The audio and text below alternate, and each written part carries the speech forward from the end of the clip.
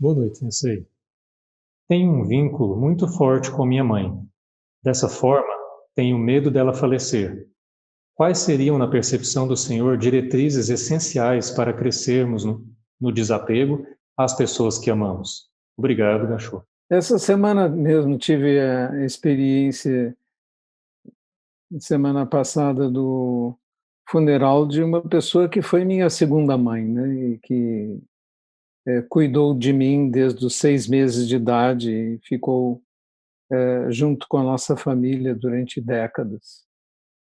E estava comigo aqui em Florianópolis e faleceu já com 87 anos. Não necessariamente nós temos que cultivar um desamor, não é? Mas uma compreensão da continuidade das coisas, de que as pessoas falecem, mas continuam conosco, de que a vida é pura continuidade, e uma compreensão profunda desse aspecto pode fazer com que você não se sinta tão abandonado pelas mortes, você possa compreender melhor o que é a morte. Mas dizer que nós não vamos sofrer e não vamos chorar num acontecimento como esse seria uma grande mentira. E se nós não chorássemos, não nos comovêssemos e não dormíssemos mal por causa disso, todas as coisas que aconteceram comigo nesse evento, se nós não sentíssemos essas emoções, nós seríamos pessoas muito estranhas. Nós somos seres frágeis e que sofremos com as separações, muito mais pela percepção de que elas durarão muito tempo. Então, a recomendação que eu tenho para você é: não se preocupe com isso, com o desapego, mas faça pela sua mãe agora, quando ela está quando ela está viva, tudo o que você depois gostaria de ter feito. Faça agora. Abrace agora, beije agora, seja carinhoso agora. Faça o melhor que você pode. E saiba que, por melhor que você faça, ainda depois que ela se for, você sentirá que não fez o suficiente. Mas ter feito o melhor que podemos já é um grande consolo. Boa noite a todos, boa noite, Sensei. Sensei, ao elaborar imagens sonoras, visuais, entre outras, criamos a mente. A mente é um input e um output complexo, do qual acredito que não tenhamos nenhum domínio do ponto de vista do livre-arbítrio. Muitas vezes achamos que estamos escolhendo, mas talvez não. Seria a não-mente o mais próximo de chegarmos do livre-arbítrio? Livre-arbítrio é uma criação da teologia cristã para desculpar o Criador pelo mal, dizendo que o homem tinha livre-arbítrio para escolher entre o bem e o mal. Mas, na realidade, uma elaboração melhor desse raciocínio leva à conclusão de que, se há um Deus onisciente, onipotente, ele sabia o que estava fazendo e sabia o que ia acontecer depois. Portanto, existe um nexo de casualidade, né? Então, ele é responsável pelo o mal, se existe um criador. Do ponto de vista budista, não existe esse criador.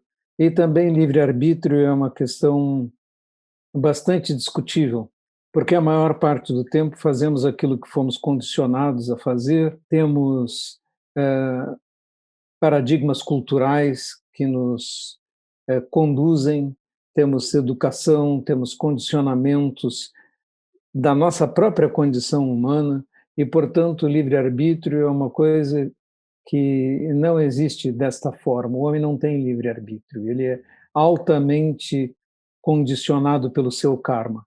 Ele só pode alterar os rumos da sua vida mudando o seu conjunto de impulsos kármicos. Então, nós temos que mudar a nossa mente. Essa é a visão budista. de que parece que nós estamos escolhendo, como você disse, mas não estamos escolhendo. Estamos respondendo de forma condicionada. Mas se nós mudarmos nossos condicionamentos, então mudamos nossas respostas. E aí mudamos nossas ações. Esse é o raciocínio e o caminho para resolver esse problema do ponto de vista budista. Boa noite, Sensei. Estou com um problema em um de meus dedos e não consigo fazer corretamente o mudra cósmico. Devo intentar alguma outra posição de mãos? Nós não precisamos ficar muito condicionados por uma questão como essa, né? Simplesmente faça o mudra da maneira que você consegue fazer com suas mãos. Uma pessoa que tem qualquer problema físico simplesmente deve se adaptar a essa situação e fazer da forma que for mais confortável.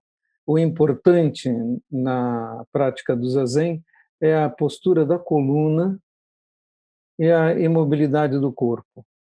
E mesmo em casos de doença, é possível praticar deitado.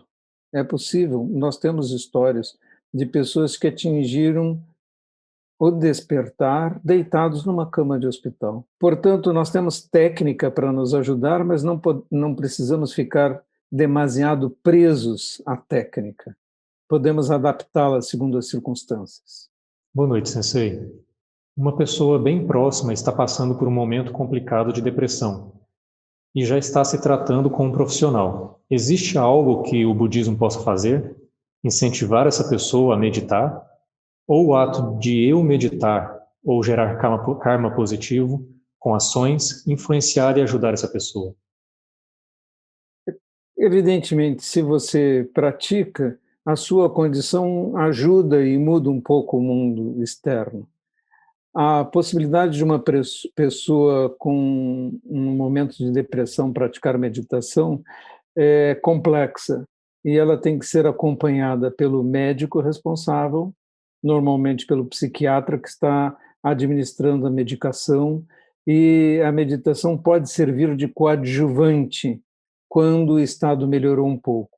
Mas se você pegar uma pessoa em estado profundo de depressão e colocar na frente de uma parede, ela não vai melhorar por isso, porque ela está presa num redemoinho de pensamentos e por uma condição física, talvez, que está levando àquela situação. A depressão não é só produto de pensamentos, mas é uma interação entre pensamentos, condições mentais, produções hormonais. Ela pode ter componentes genéticos herdados, pode ter condições geradas por uma situação fisiológica de doença no sistema nervoso e, portanto, não podemos simplificar e dar uma receita única. A meditação pode servir como coadjuvante para colaborar em um tratamento, mas isso tem que ser idealmente lidado tanto pelo professor de meditação quanto com o psiquiatra. Eu já tive essa experiência de trabalhar associadamente com o psiquiatra e os resultados foram bons. E aprendi a respeitar profundamente os efeitos e as necessidades das medicações e a compreender os aspectos fisiológicos e dos neurotransmissores no caso da depressão e outras doenças associadas.